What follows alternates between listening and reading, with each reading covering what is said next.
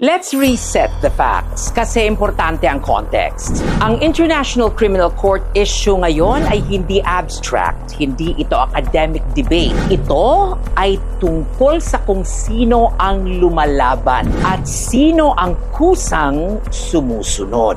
Unahin natin ang Russia. Noong naglabas ang ICC ng arrest warrant laban kay Vladimir Putin dahil sa illegal deportation ng Ukrainian children, hindi nakipag-dialogue ang Russia. Ang ginawa nila, retaliation. Kinulong in absentia ang ICC prosecutor at 8 ICC judges. Sinentensyahan ng hanggang 15 taon. Tinawag silang kriminal. Nilagay sa international wanted list. Ang mensahe ng Russia ay diretso. Wala kayong jurisdiction sa amin at kung ipipilit nyo, kayo ang mananagot. Ngayon, ang United States of America, mas pino, pero pareho ang linya. Noong 2024, naglabas ang ICC ng arrest warrants laban kina Israeli Prime Minister Benjamin Netanyahu at Defense Minister Yoav Gallant para sa alleged war crimes sa Gaza. Israel is not an ICC member. The United States is not an ICC member. At para sa US, ang warrant na iyon ay hindi lang tungkol sa Israel. It was about precedent.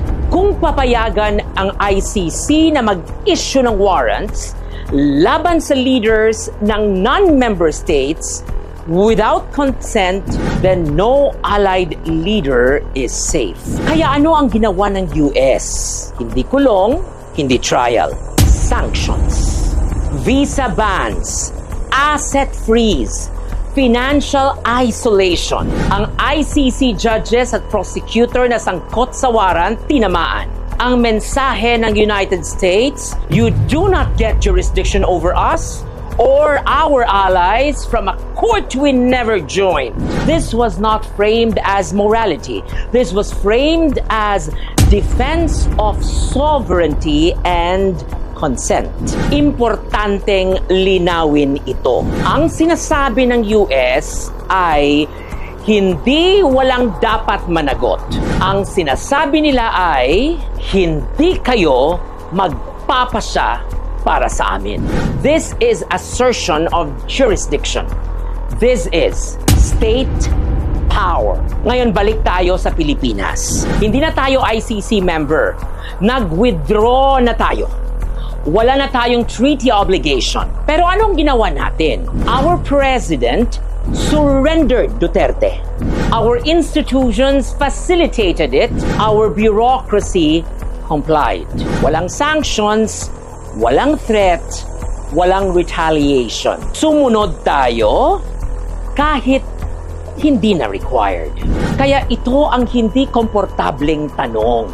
Kung ang Russia ay kayang ikulong in absentia ang ICC officials, kung ang United States of America ay kayang isanction ang ICC officials kapag tinamaan ang kanilang ally, bakit ang Pilipinas ang kusang yumuyuko?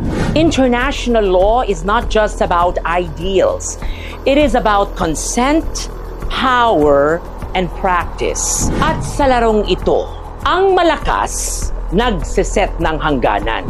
Ang mahihina nag-over-comply. And the final legal truth.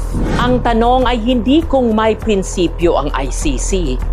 Ang tanong ay ito, kung mismong mga superpower ay lumalaban kapag sila ang tinamaan, bakit ang Pilipinas ang nagbubuhat ng moral burden na ayaw nilang pasanin? That is not rule of law. That is asymmetric obedience. At sa international law, ang sobrang pagsunod, lalo na kung wala ng obligasyon, ay precedent laban sa sarili mo. Another day, another regal POV.